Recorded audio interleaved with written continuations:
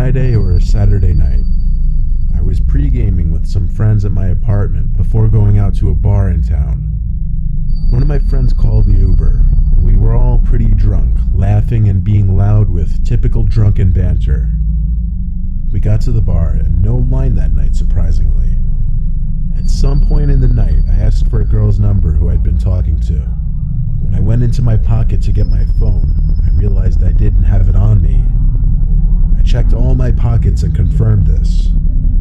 I tried retracing my steps in the bar and asked each bartender if someone turned in a phone. I didn't remember even using my phone the whole time I'd been out, though. I stepped outside the bar with one of my friends to use his phone to call mine. Someone picked up on the other end. I heard the fiddling of the phone, but they didn't say anything. I said, "Hi, where'd you find this phone?" Just breathing on the other end. I asked them if they were at the bar, but they hung up on me. I looked at my friend and tried calling again. Went straight to voicemail, though. I tried using Find My iPhone, but apparently I had that feature switched off for some reason. This was a pretty sobering experience. There was no way I could have fun knowing my phone was stolen. My friends told me just worry about it tomorrow. Go to the police station and get their help in tracking it. I went home early that night. I put a couple slices of bread in the toaster before bed and found my phone on the kitchen counter. It didn't make sense.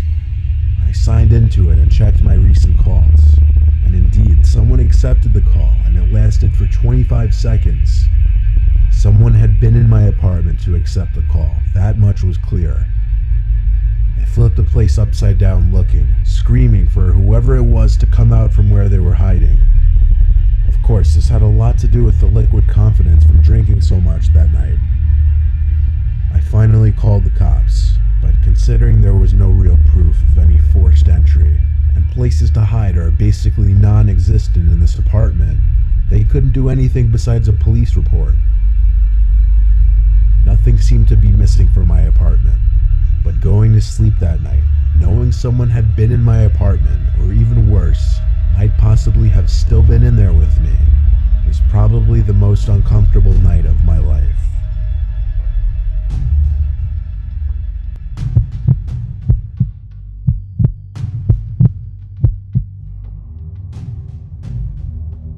I was 17 years old, and this happened on a late summer night. My dad and little brother had gone to a Boy Scout campout. My dad was one of the scoutmasters. I was home alone with my mom for the weekend. She was already in bed at this point.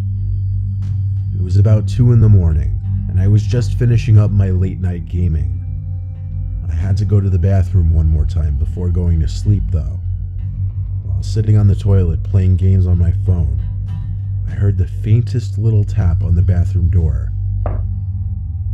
"Mom, was that you?" "Mom," I yelled. It wasn't windy or anything. There didn't seem to be any logical way to dismiss it. I slowly and nervously opened the door, but there was nobody there. However, my bedroom door was now shut. I was certain I hadn't shut it. I went over to my mom's room and told her that I thought somebody was in my room. She didn't take me seriously and told me that she didn't know what to tell me. I tried to convince myself that maybe I did shut my door.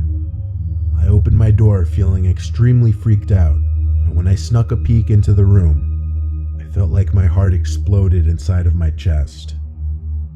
I could see a hand sticking out from behind the dresser in the corner of my room. Somebody was hiding there.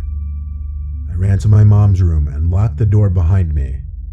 After quietly freaking out, telling her there's a man in the house, she finally believed me and went straight to my phone to call the cops.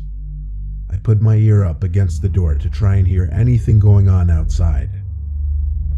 I eventually heard the man's footsteps come out from my room and slowly come closer to my mom's room until making it right outside the door, then stopping. I could see the outlines of his shoes through the bottom crack of the door. He tried the doorknob, but thankfully it had a lock. It seemed the lock was enough to persuade him to give up, because I heard him stomp down the stairs and out the front door. I hurried to the window to see which way the man was heading, but he was already gone.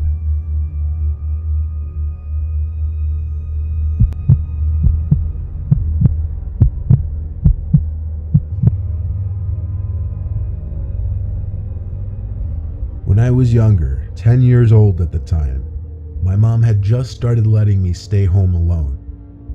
We had been watching my mom's friend's dog while they were on vacation. My mom worked weeknights, so she told me that they would come around back since the dog's cage was right next to the back door, and that I would have to let them in. I sat in the den by the back door, with the dog by my side while I watched TV. He then started to growl and bark, while looking out the window to the dark. I tried to see what he was barking at, but it was too dark. Of course, I assumed it was my mom's friend coming to pick up the dog. I went over to the door with the dog following me and turned on the patio light. I couldn't see anyone out there at first, but the dog was still barking. I made sure to peek at every corner of the yard, but then I saw someone at the garden by our shed. It looked like my mom's friend. They seemed to be bending over, picking something up. I assumed she was admiring my mom's garden or something logical. I then received a disturbing phone call. I prioritized answering the phone, as my mom was strict about me always answering the phone when I was home alone. I left the dog to continue barking by the door as I picked up the phone, hoping it was my mom. And it was. She told me that her friend wasn't going to pick up the dog that night, as they wouldn't be getting home until past midnight. I began to stutter as the pure horror prohibited me from speaking coherently.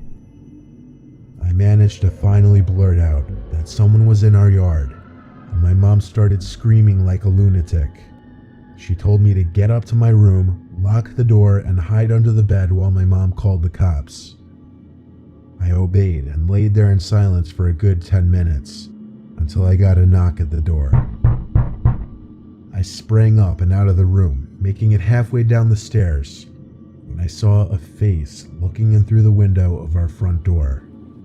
This face, a guy, staring right at me. A face so unsettling that it disturbs me thinking of it today. I screamed at the guy that the police were on their way, but he didn't move. He insisted on just staring at me like a statue. I ran all the way back upstairs, tripping twice, and back to my room. I waited another few minutes before another knock came at the door, followed by a muffled shouting noise. It was the police this time. They scanned the whole premises, but the guy was gone. They took me into custody until my mom arrived at the station. After that incident, she started having a babysitter watch me again, all the way until I was 12.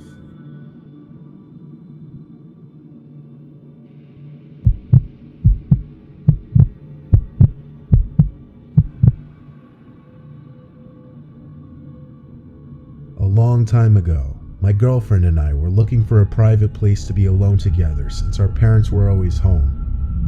There was a vacant house on the corner of our block that hadn't been owned for years. The back door was always left unlocked. I would know because my friends and I had been in there before. We went in through the back, but before we could even get upstairs, there was a knock at the front door. We looked at each other with worry. What if someone had caught us sneaking in? She peeked out the window, but there was no one on the stoop. She made sure that the door was locked before turning back to me. I assured her it was just some kids playing ding-dong ditch.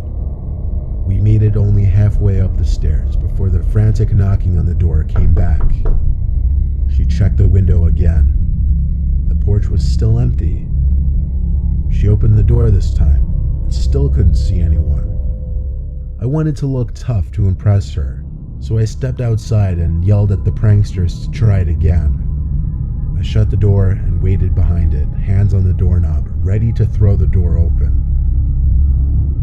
I just waited there for at least a minute, and I was about to just forget about it when I heard the blood-curdling scream of my girlfriend. I turned to see what she was screaming at, and I screamed as well. Just barely in the dark, we could see the silhouette of a huge humanoid figure very slowly making its way down the stairs. It was moving in a hovering-like motion. We ran past it just in arm's reach and left the house the way we came. We ran all the way back to my house, both of us out of breath. We know it couldn't have been an old person. They had to be at least 7 feet tall. Nobody was supposed to be living in that house though. I even asked a friend living across the street from the house, and he said it had been vacant for years. The ghostly way the figure moved made it all the more disturbing. We both agreed to keep quiet about this story, but I still occasionally have a nightmare or bad thoughts about that night.